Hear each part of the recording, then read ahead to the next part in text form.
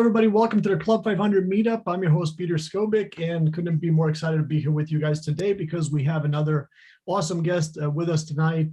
Brian Grosh and his wife, Vivian Grosh, are long distance investors from Long Beach, California, and they buy properties out of state. Anything that makes sense, they analyze each property for what makes most sense to do with it, whether it's a flip or an Airbnb or a buy and hold rental, and they've done really well. They select them very wisely. Carefully. They analyze them. They're very methodical about what they do. So I was hoping that they could share some of their knowledge and they could hopefully bring some value to you as a real estate investor, and hopefully you can replicate some of their success. So Brian, welcome to the call. Wow. Thank you so much, Peter. And you guys can hear me okay? Yeah. Okay, wonderful. Well, as Peter mentioned before the call, we were just kind of talking a little bit about, the beginning of Club 500. And for us, this was really a great resource for us to really connect and engage with other investors, because in the beginning, I think, well, we started about 10 years ago, but I think halfway into our journey, we realized that we really needed more support. We really needed more engagement. So again, our hats go off to Peter and what he's done and kind of bringing a group of like-minded individuals together. So much, Peter. So you mentioned methodical. So I think that's certainly appropriate during this discussion. And we wanted to share some of the successful habits of long-distance BRRRRing. For those who may not be familiar with BRRRRing, it's buy, rehab, rent, refinance, and repeat. So we're going to change the order a little bit, but for the most part, in this journey, we'll go through kind of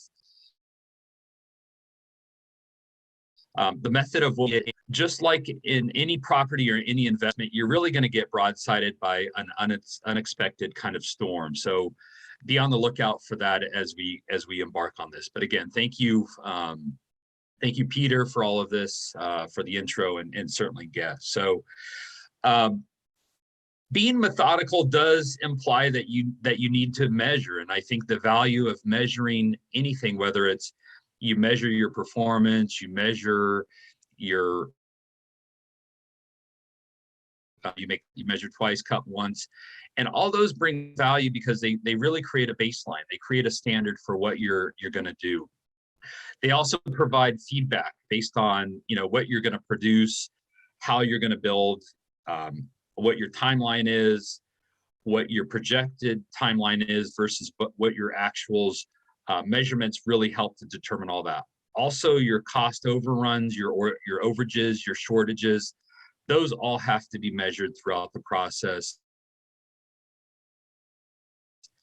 And all of that data that you collect essentially becomes a tool that you can use to leverage and improve the process later on. So I'm going to make this plug-in again. I think Club 500 has really done a tremendous amount for us, and we're certainly grateful for that. And it's caused me to kind of learn and dig deeper into my education. So one of the sources of education that I look at is BiggerPockets, Brandon Turner, and he proposed a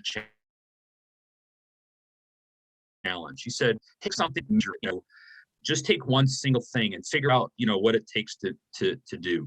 So for us, we wanted to model other successful investors. So I made a challenge for myself, which was to listen to one episode every day. So if you look at, one episode every day, you're looking at about 300 days, which is about 10 months. And within those episodes, there were keywords that were related to this question that they would ask for every single podcast, which was parts investors who give up, fail, or never get started. So I hope to make this a little fun, maybe a little interactive, but does anybody have kind of a word that they would describe that would describe why somebody maybe gives up, fails, or never gets started? Fear. Fear, excellent. So, and that's actually on the list. So what we did is we looked at some of the top 4 words. And was one of the biggest reasons why people succeed. I mean, it's really the biggest motivation for us. We really want to build generational wealth. So our why, and a lot of, I think, people's why on here is important. Next is mindset. So plugging into, Club 500, getting plugged into people that are like-minded is also a great way that you'll succeed in this business. Lastly is persistence. Don't give up. You're going to run into a lot of roadblocks, just like we did halfway through this project. But, with persistence, you're really going to conquer whatever challenge you have. And lastly, just take action. I mean, I think action is important. Action is more important than no action at all. So out of all those 300 episodes that we listened to, the spectrum of keywords is all over the place. And fear is definitely one of the biggest things that prevent people from getting started. But again, it's just false expectations appearing real, and you've got a lot of people around you that can help you succeed. So I thought that was a little fun exercise, but at least, I think being methodical and measuring is so key. So as we continue on the journey, so we're gonna head to Las Vegas, which was a subdivision within Las Vegas proper. It's called Piccoli Ranch, near Summerlin, which is a little bit more of an expensive area. This property, we looked at a two-story property, 4 bedrooms, 2.5 baths. The list price was $389. We made an offer at $385.5. And again, this was during the time when I think a lot of, I would say, traditional buyers were not buying. So this was in December when we were just the pandemic was really unknown. So when everybody was looking at not buying, we kind of looked to ourselves and said, well, maybe we should look at some of these to make offers on them. So we ended up making an offer in December, and it closed. We ended up making an offer, I think, around November, and it closed December and January. So that's a little bit of the basics. The property it was a rental property, and it obviously had quite a bit of dated features. So it had a lot of different flooring types. It had the tile, it had pink countertops, it had carpeting, it had the cabinets that were kind of like an older style veneer countertops. The cabinets were a little bit older, pink countertops. So you can kind of notice that a lot of this is pretty much a dated rental, which is for the most part what we wanted to look for. On the first floor, there was a powder room that was really kind of a smaller bathroom. But just adjacent to that was actually a fairly large, I'll call it a great room, which we looked at as really a huge opportunity. We looked at that as potential bedrooms. Again, bathrooms were probably hadn't been remodeled in some time. Certainly a little dated. Upstairs, so the master bedroom was fairly large. So the master bedroom were also a decent size. So in this particular case, we really liked it because we looked at it as when families, you've got kind of multi-generational families living together. We looked at this as really a great opportunity to be able to buy this. So just to kind of recap on our plans, the downstairs, the front living room, the powder room, the kitchen, the family room, and the 2-car garage, we were going to look at converting that room, splitting that into 2 bedrooms, taking that powder room and figuring out ways to basically expand the walls and make that powder room a little bit larger. And then for the kitchen, it was just going to be simple, paint cabinet, just paint the cabinets. And that was going to be kind of just a basic remodel. And of course, for upstairs, we had the master ensuite that was fairly large, the 3 bedrooms upstairs, the 1 bathroom, and then the water closet. And essentially all those were just gonna have paint on them, and that would have been enough to upgrade for what we needed. And all that was going to be done at least by the end of June. So here's there's a little bit of work that was done. So the cabinet faces were removed. Those were all repainted, reinstalled, and it gave it kind of a fresher look. So we thought that that would be sufficient. And again, our intent is to be able to have the property valued at a certain price. So, and this is all based on cost and what's going on in the neighborhood. However, in the middle of the project, we get really broadsided by a water leak. And I would say it was probably almost like a storm. So one of the valves in the upstairs bathroom had busted.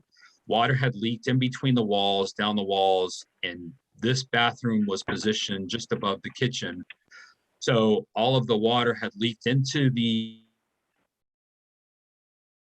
kitchen, basically the drywall, and damaged essentially a lot of the flooring upstairs.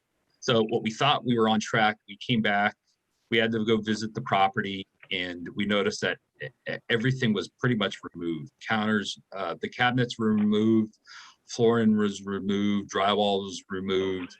And at that point, I think maybe a couple months ago, we were just wondering what the heck with this. So it caused about a 2.5 month delay. And if you, this is somewhere in June, July-ish. And by this time, I think the housing market is certainly bullish. Lots of construction is going on. People are trying to renovate, flip the houses. So if you can imagine, the labor industry is just, it's in high demand. So for us to try to find decent labor was another another issue that we really didn't anticipate. So obviously we had to revised our plan. So now we're looking at installing new kitchen cabinets and countertops. We're looking at redoing the island, our appliances. We're going to have to replace appliances. Downstairs flooring now, we're going to have to look at replacing. We did a little bit of kind of redesign. We put in a walk-in pantry. And again, now we're doing a little bit more work in the downstairs. Upstairs was fairly simple because we could just go back in and put the LVP, the luxury vinyl planks, which was fairly easy. And then also bandwidths. So our budget, again, going back to measuring, our budget originally was about $20,000, and some of this was a combination of paying the trades to do it, and some of it, unfortunately, we had to kind of step in and do a little bit of work, to be honest, because otherwise our project would have just been, it would have gone on for so long. So to convert the 2 bedrooms was about $2,000, which is basically just installing walls. We convert the powder room, which was a permitted process, so that was about $8,000. Downstairs flooring was about $4,000. Electrical, $2,000. Engineers were about $4,000. So obviously that was our original goal. With some projects, you have to anticipate a little bit more. So we went from a $20,000 budget to $40,000. So again, now we're looking at installing kitchen cabinets, countertops, appliances, and now you're looking at kind of like a $40,000 budget. Again, one of the other challenges, not only did we have to compete against labor, but now you're having a lot of material shortages. So now we're having to order things online and potentially wait. We would have longer lead times with trying to get a lot of these items. So again, if you guys are doing the rehabs or starting rehabs, certainly look at timelines for raw materials. And the kitchen, it turned out actually pretty well. So, after removing a lot of those cabinets, we reinstalled new cabinets, uppers and lowers. We put in nice 12-inch by 24 tile tile planks. The countertops ended up being quartz, and we added a new fridge and a new island. Hey, Brian, where did you end up getting the kitchen? So, well, the kitchen, I think as a result of walking through several model homes in the area. So that's kind of where the idea is. That actually a lot of the materials we got from Home Depot, the uppers and lowers we got from Home Depot. The countertop we got from I want to say it's a wholesale company here in El Monte, here in LA area. So that had to be transported out. The tile we got from Floor and Decor. And again, we're pretty frugal, so we like to definitely look at, keeping our costs low. So I think the tile we ended up buying that, I think at a discount, because I think it was kind of their end of their lot tile. So those are a little bit of where that's a little bit about those components. And then for the bathroom, it required a little bit more work. So we removed out a portion of the wall that was into the garage. And again, by doing this, it didn't impact any of it into the garage. But we actually were able to gain about 2 feet. We were actually able to gain about 20 square feet. So by knocking that wall 2 feet out, it gave us a little bit better space within that bathroom. We were able to get a walk-in, a curbless shower. And of course, we added a new vanity and new toilet as well. So, and you can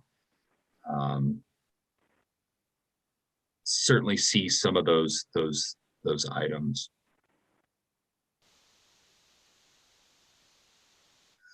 And then for the downstairs, this is kind of in progress. It's finished now, but we certainly added we simply added a non-weight bearing wall to create those 2 bedrooms. New flooring, upgraded the banisters to kind of give it a fresh look. In the family room, again, we took out that carpet, took out the tiling. What drives us crazy is when we see multi floors. So you'll see 2 or 3 different types of floors, tile, carpet.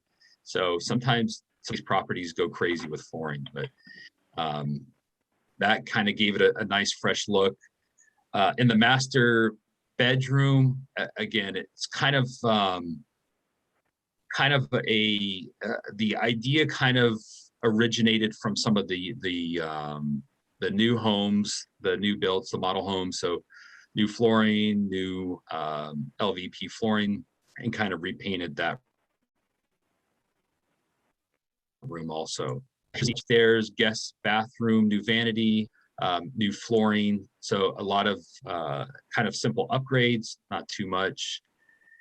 The vanity came from, I think again, it came from Home Depot. A lot of the stuff was ordered online, which made it easy, deliver it to your house. Again, the master bathroom, new flooring. We kept the original cabinets and just simply repainted those. We noticed that we were able to kind of those. One of the things that, again, that we learned the value is to keep track of all of our materials that we've used. That way, once we go to look at the next property, it makes it so much easier to go back and really figure out. Actually, it makes it easier to go back and just reuse these same items in future properties too. So some of the hoods, the sinks, the faucets, backsplashes, it's kind of create a catalog of what we want for that particular property or that particular BRRRR. So we talked about the buy part. We talked about the rehab. We're going to go into the refinance next. So as we look to finish this particular project, which is by the end of this month, we'll begin to plan for the refinance. So just to kind of give you a half bath. We added 2 bedrooms. We took that half bath and made it into a full bath, upgraded the kitchen cabinets, countertops, created an island, upgraded the appliances, new flooring throughout. By the way, I don't know, in Las Vegas market, I didn't realize that flooring is $6 a square foot by the way. So, you know, when you've got a 2,400 square foot house, $6 a square foot is high. But So it's $6 a square foot installed. again, we didn't For pay LDPs? Yeah. Well, so $6 a square foot is for the tile, which is, to me, is fairly high. We ended up getting around that, and it was a little bit less.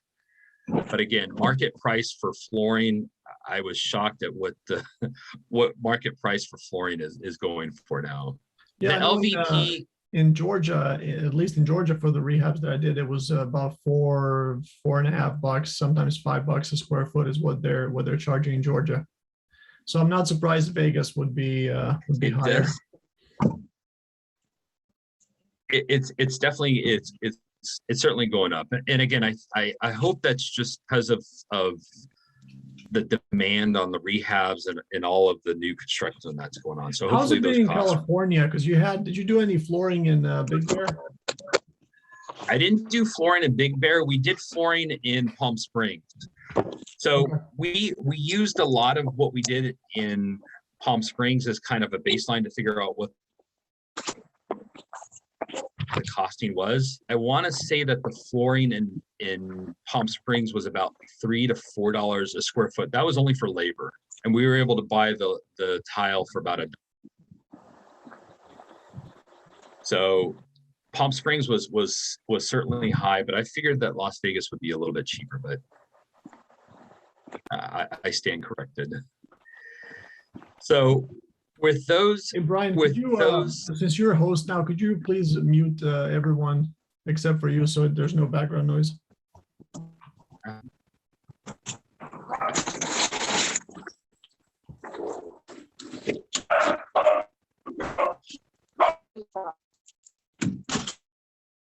I think that did it perfect. okay, wonderful.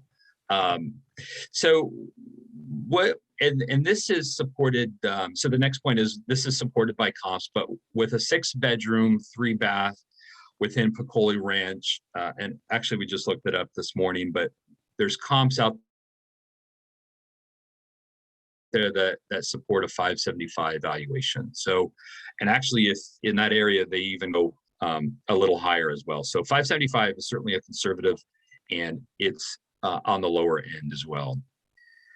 So based on that, so just to kind of go back and summarize where we started from. So purchase price was $385,900, closing cost about $2,000. The total purchase was $388,005.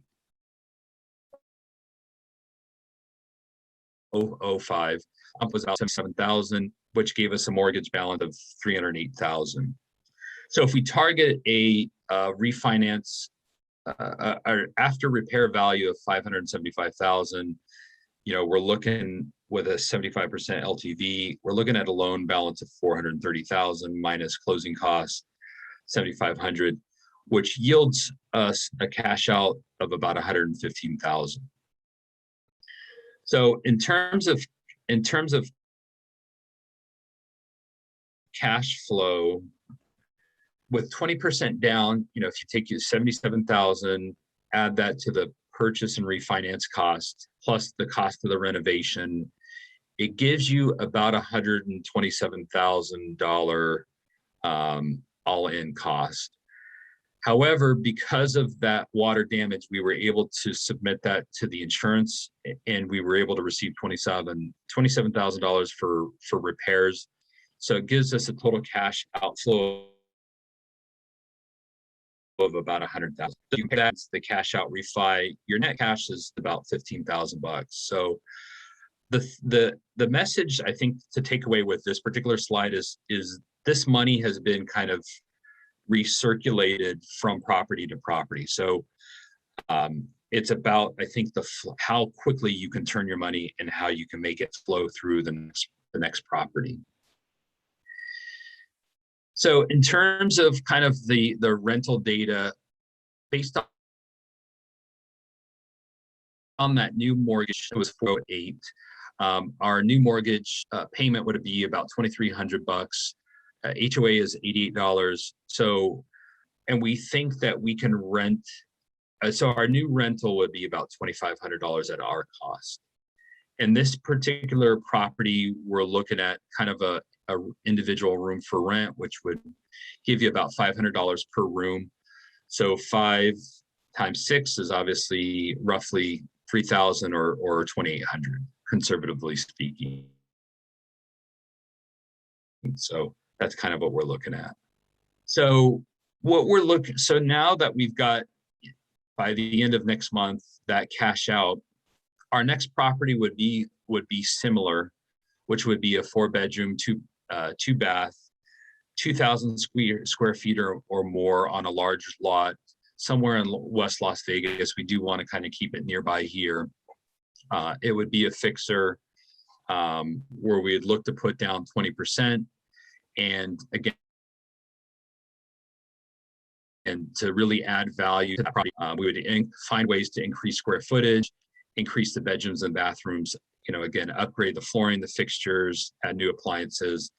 The budget would probably be upwards of $50,000, just to be, I think, a little bit more conservative, or not to be conservative, but at least to be, I think, a little bit more flexible on those rehabs. So again, as we mentioned in the beginning, being methodical, I think, has its benefits. Measuring allows you to be more predictable. It allows you to anticipate what's going to happen into the future. By measuring, you can collect that data and really make better decisions. I think as business owners, hopefully making decisions based upon data makes more informed decisions. And finally, profitability. At the end of the day, we want to make sure that everything that we do is profitable, and this will help to ensure us as well as others who are with us are profitable as well. So, and again, as we wrap this up, thank you so much for Peter and all he's done with Club 500 and building this up. And again, thank you guys.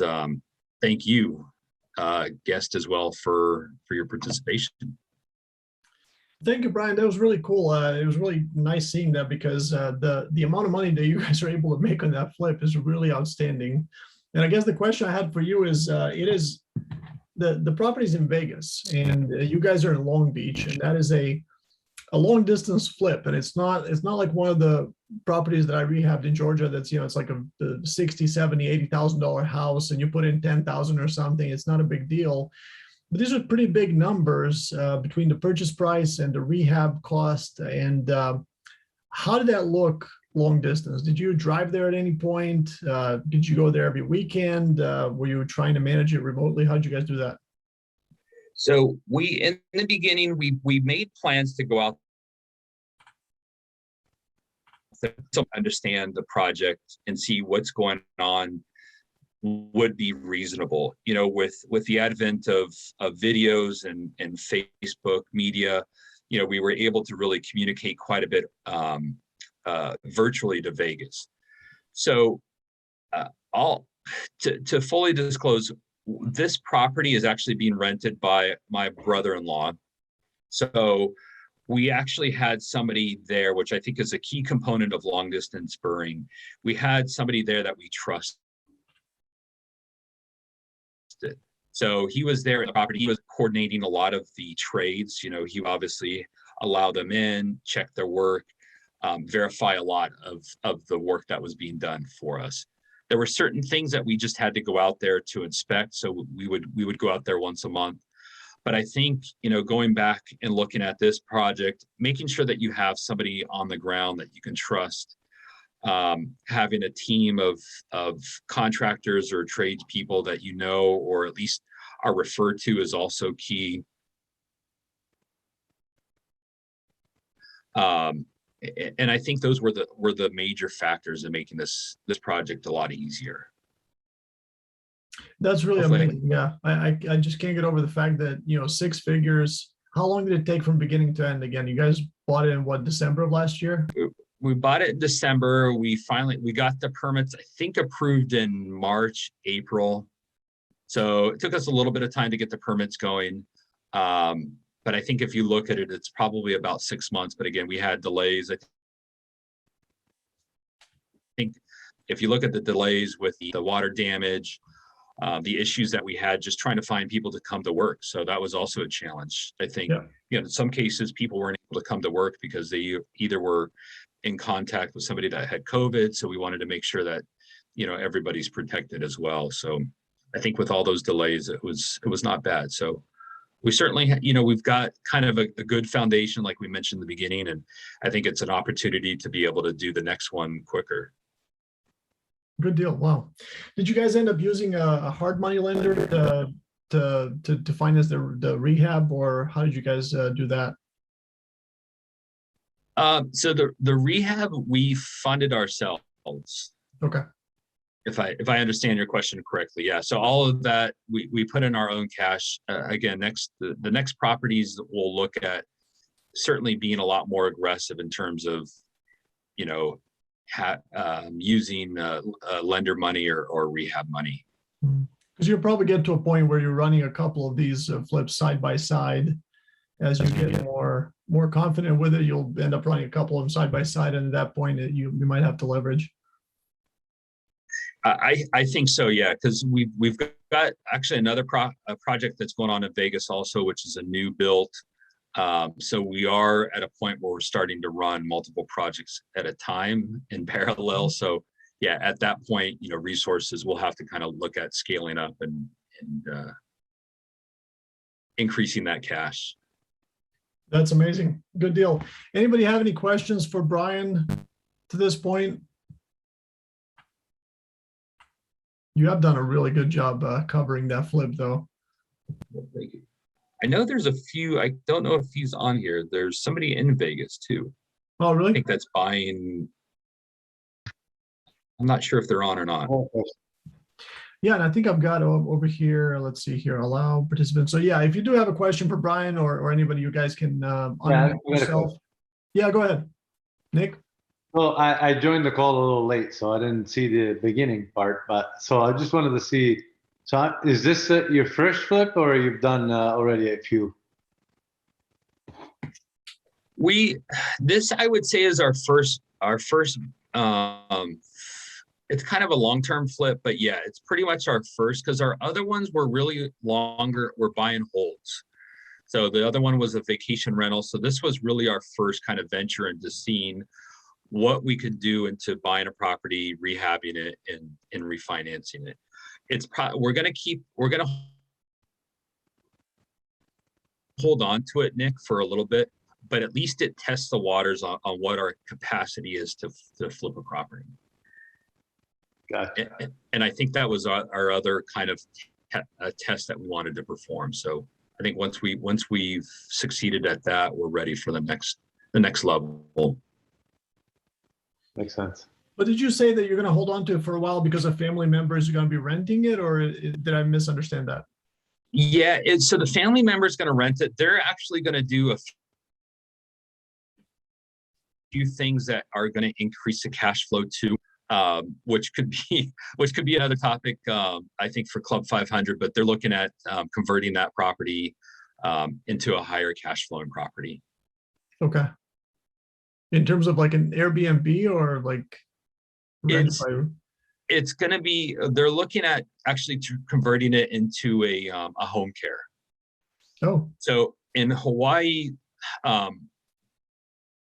Hawaii has a very large aging demographic. So they're very popular in Hawaii. And if anybody knows, there's a very close relationship between Vegas and Hawaii. So a lot of Hawaiians come out to Vegas, whether it's gambling, to retire, to get off the island. Hawaii is actually going through some challenges, I think, right now with jobs and income. So they're looking at opportunities to be able to convert that property into a home care. Okay, good deal. Yeah, good deal. But if you were to sell it now, you'd probably net like 120,000 or something. So one more time, Peter. But if you were to sell it now, you'd probably net, 120,000 or something like that from this flip. That's true. Yes. Because That's unbelievable. 575 is pretty conservative, and I think that the properties that are on the market are actually going up for higher. So by adding that extra room, increasing the square foot a little bit, it'll definitely make the property stand out against the others. That's huge. Yeah, that's really amazing. I mean, it was your first, I guess, your first real full, flip, I guess, a first full long-term flip, and clear, Yeah. figures. Yeah. And I think it turned out well. I mean, we had a lot of fun doing it. We love real estate, so we look forward to doing it. We look forward to doing it more. So yeah, that's amazing. Any more questions for Brian? Yeah, I actually have a question. So from what I can understand, you had few problems while fixing this place up, and since you are here in LA area, how many times did you have to visit Vegas personally to handle those situations or problems, like dealing with the contractors and all that stuff? I would say there was one month that I think we had to go out maybe 2 weekends in a row. And a lot of that had to do with kind of the expectation of the contractor. That was, in particular, was a plumber. So we were very detailed in how we wanted the plumbing laid out. However, when the inspector went out there to look at how the plumbing was set up, how the vents were set up, it wasn't properly done. So we had to come out back and get the plumbers back out there and redo that. So, I mean, I think on a worst case scenario, we had to come out twice in 1 month. But other than that, we scheduled to pretty much visit the property once a month. Okay. So, and your family, basically this is independent of your family helping you out for the little things that probably you needed to go. Yeah, yes, that's true. Yeah. So that was independent of them helping out on the ground. Yeah. So we needed, okay. And again, because what we saw is we wanted to make sure that the project, at least there was some progress going on. So we thought that by going there and at least making sure that people are accountable, that we push a little bit harder to make sure that the stuff gets done. We thought that we needed to be there. Again, we may reconsider that in the future. But again, I think for long distance, if you have, if you have a good contractor, you have a property manager, and you've got, a good somebody that's on the ground that you can trust to manage the project. Okay, awesome. Thanks. Yeah, thank you. Good question. So Brian, do you think that without COVID, do you think this flip could have been done in maybe 3 months or less potentially? I think so. So, I mean, when you say during COVID, I think of, all the stuff, the crazy real estate that's been going on, obviously the social distancing that some of us had to do. I think it is doable in 3 months. 6 figures in 3 months, can't beat that. I like it. Well, and we'll, anybody else questions for Brian before we wrap up? Now's your chance. Then we'll certainly keep having you on every time that you do one of these, because I think they're interesting, and including your Airbnb. I think everything you guys end up doing with those properties is very interesting, and the way that you analyze them to find out, would this property work better as a rental? Would it work better as a flip or a home care or Airbnb? And just really a great example of how to run a business. And if there's no more questions, we are going to wrap up at this point. And I wanted to, once again, thanks, Brian, for being on the show and kind of sharing with us the story. Hopefully brought a lot of value to everybody. I'm going to post a video of this call on our website on club500.us, where you can also review videos from all of our previous calls. If you guys missed it, we actually recently had Edward Schenkel, who is a real estate attorney, on the call, and he answered all of the most frequently asked questions for real estate law that apply to you as a business owner. And we had a 1031 exchange expert recently. That's also on the website, club500.us. Next week, we have Joel Wilmoth with Wilmoth Property Management out of Indianapolis, and he's going to talk about the end of the eviction moratorium that ended, a couple of weeks ago, I think, and how that may impact you and what's going to happen with foreclosures going forward. So he's an absolute expert on that. The week after that, on the 29th, we have a Lance, I'm trying to remember his last name, the journalist with Fortune magazine that recently wrote an article about potentially what might happen with foreclosures going forward, and the glut of inventory hitting the market towards the end of this year. So that'll be very interesting. Again, the journalist with Fortune magazine, I'm very happy we were able to get him to come on. So that's going to be happening on the 29th. So guys, keep an eye on it. Please RSVP on Facebook if you get a chance for these events. It really helps to kind of plan for them and helps get the word out. Once again, thank you, Brian, for being here. Not the last time, that's for sure, and for sharing your story. And thanks, guys. We'll see you next week. Yeah. Thanks, everybody. Thanks, Peter. Bye, guys.